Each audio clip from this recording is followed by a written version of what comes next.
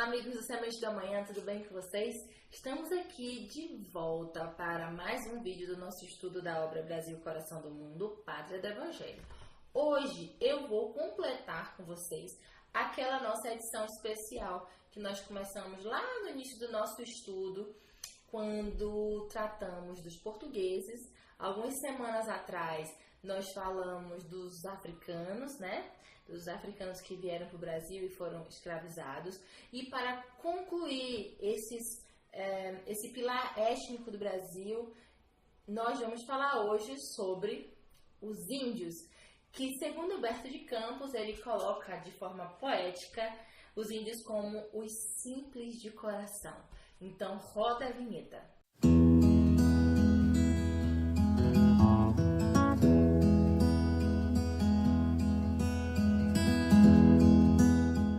E aí, amigos, voltando aqui para o nosso tema de hoje, os simples de coração, os índios. Vamos entender um pouquinho, né, o porquê de ter trabalhado até aqui essas três etnias. Porque a proposta de Humberto de Campos é provar que da união, né, dos portugueses, dos índios, dos africanos, nós formamos ali a possibilidade de ter um povo mais fraterno, né? Uma alma coletiva assim mais fraterna. E aí ele vai falar que cada uma dessas etnias elas deram suas contribuições e os índios não foram diferentes. Antes mesmo do Brasil, o seu Brasil que conhecemos, ele era a Pindorama dos índios, é isso aí. Os índios, eles nomeavam nessa terra que eles ocupavam de Pindorama. E eles eram iguais? Não. Tínhamos várias etnias de índios também. Tínhamos índios que ocupavam o litoral, que eram os tupis-guaranis, né? Tínhamos os índios que ocupavam os sertões, porque os tupis, como eles eram muito numerosos, eles expulsaram, né, os outros índios que falavam uma língua diferente da deles para os sertões, que eram os tapuias. E assim também tínhamos outros tipos de índio que foram ocupando o território brasileiro até chegar lá no sul. Verdade. Tínhamos índios na Amazônia, tinha índios no litoral, tínhamos índios no Planalto Central e também tínhamos outros tipos de etnias de índio no sul. Muita riqueza mesmo. Traduzia aqui o que acontecia no Brasil pré-colônia. Vamos marcar aqui esse período porque a gente sabe que os portugueses, quando é que chegaram, já encontraram, né, milhões de ameríndios. Tá? Alguns historiadores chegam a dizer que o número de índios no Brasil no período anterior à colonização dos portugueses chegava a algo em torno de 5 milhões. Esse número decresceu bastante ao longo da história do Brasil. A gente sabe que aconteceram muitos genocídios, né, muitas atrocidades, escravização de índios. Muitos desses processos aconteceram e, consequentemente, esse número decresceu. Depois dos anos 90, com alguns incentivos, esse número voltou a crescer e hoje ele é um pouco mais que 800 mil indígenas. E temos mais de 214 línguas de índios, gente. É muita diversidade, tá? E esses índios, esses tupis-guaranis, esses tapuias, todos esses ameríndios que ocupavam o Brasil nesse período, diz o Aloysio Elias, e dizem também algumas teorias, tá? Porque a ciência a gente não pode se apartar dela, que eram descendentes daqueles nômades asiáticos que no período da última glaciação que aconteceu na Terra, que os Homo sapiens, né, já estavam aqui, eles atravessaram com a queda do mar o Estreito de Bering, que se formou, né, aquele estreito de gelo, e eles atravessaram e vieram descendo pelas Américas até chegarem ao Brasil, se espalharam, na verdade, por todo o continente americano. Essa teoria, volta e meia, ela é debatida. Existem algumas teorias que tentam formular outras ideias da colonização, da ocupação, na verdade, das Américas pelos povos ameríndios, mas essa é a que volta e meia fica assim como favorita. E ainda mais quando a gente vai falar da Luzia, por exemplo, que é o primeiro fóssil encontrado no Brasil, lá nas terras de Pedro Leopoldo, numa gruta. A Luzia, por exemplo, o fóssil dela é datada do período paleolítico, de 13.500 a 14.000 anos. Ou seja, bate bem com a data em que aconteceu essa travessia. Então, eram povos muito, muito, muito antigos, né? Que vão descender, então, esses índios brasileiros.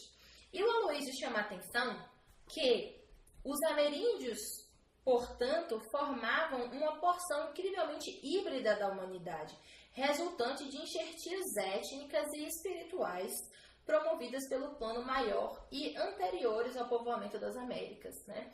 Então, a gente sabe que Deus, ele regula, ele rege, né, tudo o que acontece. E naturalmente, também regeu essa chegada desses nômades até aqui, né, e que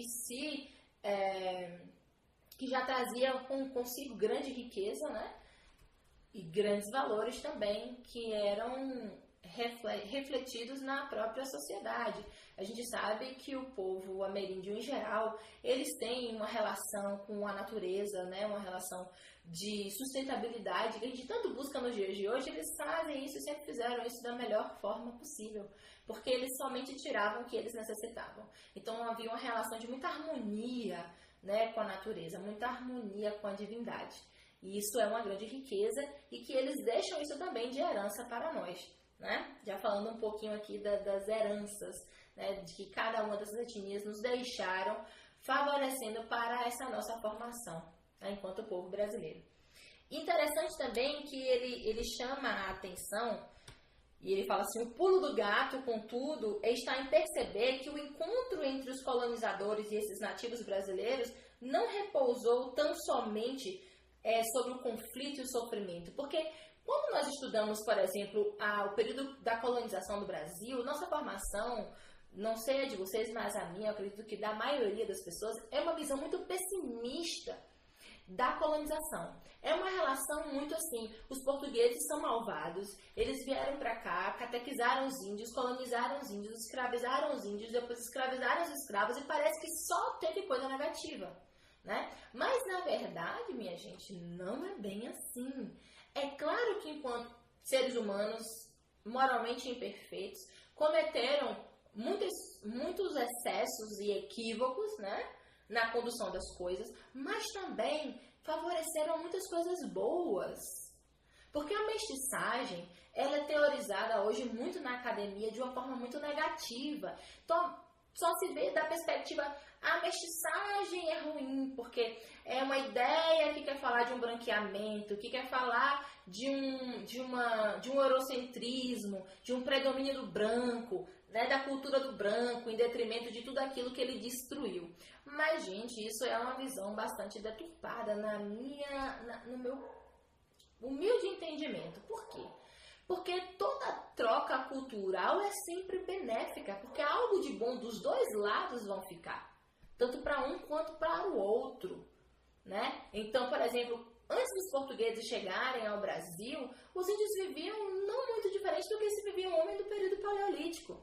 O português traz a modernidade. Ah, mas ele dizimou porque trouxe doença, porque trouxe isso, porque trouxe aquilo, porque escravizou. Mas ele também trouxe o conhecimento, ele também trouxe muitos benefícios. Os índios passaram a aprender muitas coisas com os portugueses, a acessar instrumentos, ferramentas que não se imaginava, né? Eles usavam tudo feito da árvore ali, eles criavam seus próprios instrumentos e eles vão ter acesso ao metal.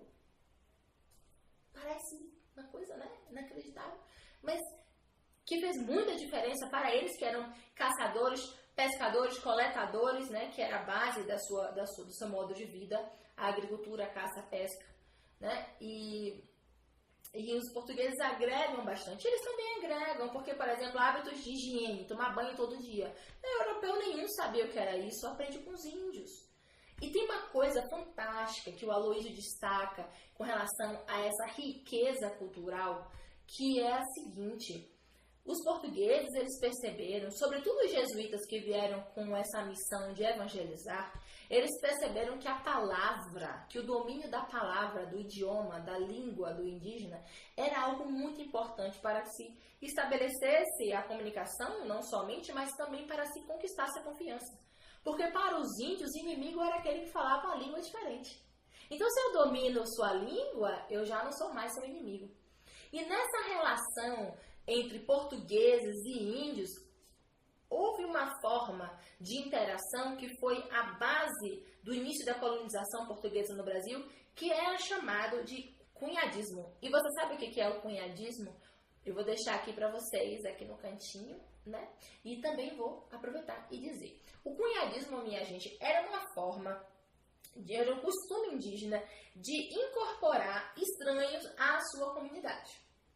Ele dava uma moça indígena para aquele rapaz que estava chegando, e a partir do momento em que ele assumisse ela e que ele começa a se relacionar com ela, ele era verdadeiramente incorporado àquela sociedade, àquela tradição, e ali então começavam as interações, né? Isso foi a base e foi muito importante.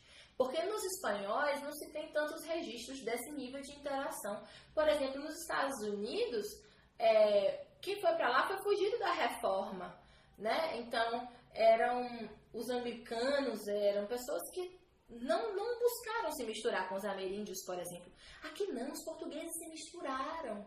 Eles se relacionaram, eles constituíram família, né? Eles penetraram naquela sociedade e eles passaram a interagir. Então, todas as riquezas daquela sociedade, eles passaram a aprender e também deixar o seu aprendizado também com eles. Então, é um nível de troca que foi a base da colonização.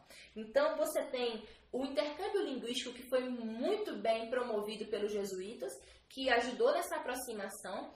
Você tem o cunhadismo, que foi a base dessa interação entre portugueses e índios, que facilitou ainda mais essa troca cultural, deixando que cada um se preenchesse bastante do que o outro tem de melhor, né? Vamos dizer assim. E daí acontece que destaca o querido Aloysio Elias, que ele é historiador, faz parte do grupo Cerco, né? Que é presidido pelo Haroldo Dutra Dias, e, aliás, esse grupo é fantástico, porque é formado por diversas pessoas muito estudiosas, e cada um dá suas contribuições. Nesse capítulo, o Aloysio destaca o seguinte: acontece que o grande tesouro dessa gente nativa era a sua leveza espiritual, já destacando os indígenas. O indígena tinha um jeito despretensioso de compreender tudo o que estava ao seu redor. Era uma sutileza inconcebível para quem se adensou no manejo das formas brutas. Sua simplicidade cantava a alegria das matas. Estava tão integrado à sabedoria da criação que o perfume de Deus, olha que lindo, olha que poético, que o perfume de Deus parecia impregnar-lhe a pele. Então, se eles estavam, do ponto de vista civilizatório, um pouco atrasados no sentido de tudo que o velho mundo já tinha avançado em termos de ciência, né, em termos de descobertas, enfim, e que eles vão receber todo esse benefício nessa troca cultural, ao mesmo tempo, ou de outro modo, do ponto de vista espiritual, do ponto de vista da relação com a natureza, eles davam 1000-0 na galera europeia, né? Então, assim, era uma interação, era uma unidade com Deus maravilhosa, que eles não entendiam como Deus único, tinham essa relação de deuses, né? Deus da água, Deus da chuva, enfim, dessa relação com o divino, mas essa relação divina, ela estava muito presente, né, dentro do povo indígena. E a sua mais preciosa virtude era a tal da curiosidade amável. Então, eles eram curiosos, eles buscavam aprender e aprendiam, como destaca o Aloysio. E isso tudo vai, gente, deixando aqui firmado esses valores e essas contribuições. Então, ele fala assim, para a gente concluir nosso raciocínio. A gente está dizendo que somos reencarnacionistas. Todo o tempo espíritas dizem somos reencarnacionistas. Mas quando a gente olha a história, às vezes a gente esquece que somos reencarnacionistas. E quando a crítica dessa obra pesa aqui, eu digo, esqueceram que são reencarnacionistas? Porque tem uma coisa muito interessante que o Aloysio destaca, é a seguinte: vocês já pararam para pensar na possibilidade de que poderiam ter reencarnado aqui no Brasil, na figura dos índios, por exemplo, lusitanos, portugueses, que reencarnando no meio dos índios, ao se encontrar, ou ao se reencontrar com os seus, reconheceram-se, e daí essa interação foi facilitada?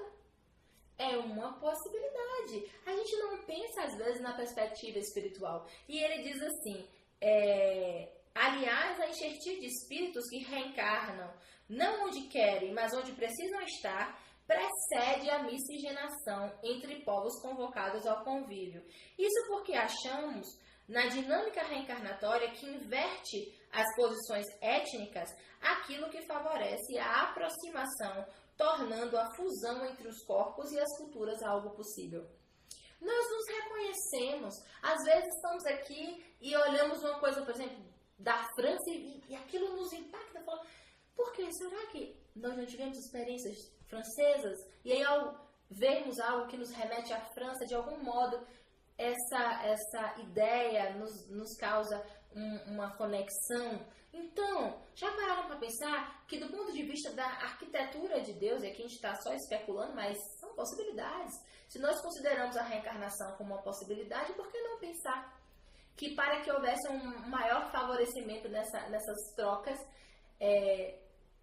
os povos, né, se reencarnassem, né, ali invertendo as etnias para que esse reconhecimento fosse facilitado? É uma possibilidade.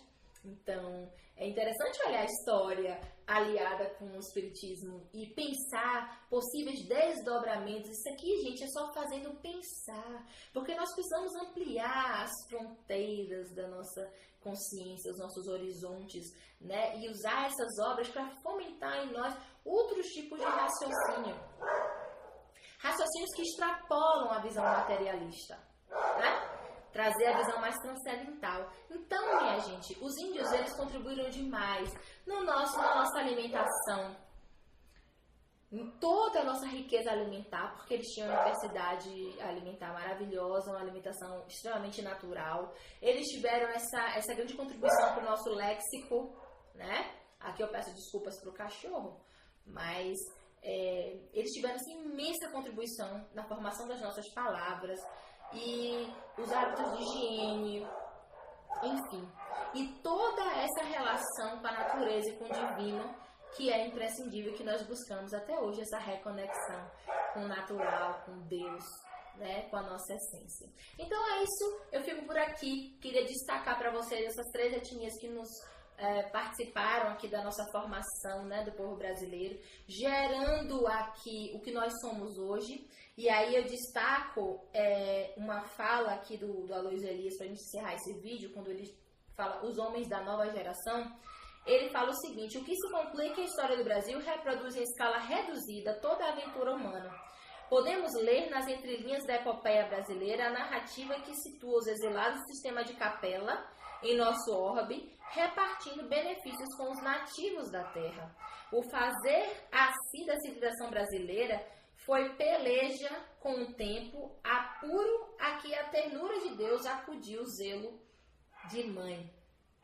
Os imediatos de Jesus conseguiram constituir no Brasil uma comunidade psiquicamente mestiça, que já não consegue se situar dentro de um grupo específico. Essa parcela da população planetária apresenta-se de outro modo como uma nova realidade humana que transcende os padrões admitidos e fere as concepções mais cristalizadas. Os espíritos que reencarnam em meio resultante da enxertia espiritual encontram um ambiente convidativo que propõe uma nova perspectiva sobre a humanidade. Os homens, tocados pelas claridades do Evangelho, em franca comunhão com seus irmãos de outras terras, já guardam no peito o sentido da família universal. A humanidade começa a redefinir os seus padrões, pois a vontade do Cristo é, por assim dizer, esse querer de envergadura que há milênios se vem sonhando com uma nova espécie de gente, né? Não querer destacar um em detrimento do outro, mas olharmos-nos todos como irmãos, como seres iguais, né? E esse processo reencarnatório que inverte as etnias, que inverte as polaridades, que inverte os locais onde nós reencarnamos, nos enriquece enquanto indivíduos e nos ajuda, ou deveria nos ajudar, a nos reconhecermos sempre como iguais e que as nossas relações pudessem ser mais harmoniosas a partir daí. Então não é utopia pensar nessa proposta de Jesus da formação de um povo fraterno através da mestiçagem. É uma ideia que, aliás, ela se reproduz em várias outras partes do mundo. E você tem hoje países que são altamente multiculturais, né? Que são altamente enriquecidos culturalmente das contribuições de várias outras etnias. Então, fico aqui com vocês agora nesse vídeo. Um beijo. Vamos pensar sobre isso. E encontro vocês no próximo vídeo, capítulo 13, Pombal e os Jesuítas. Tchau, tchau.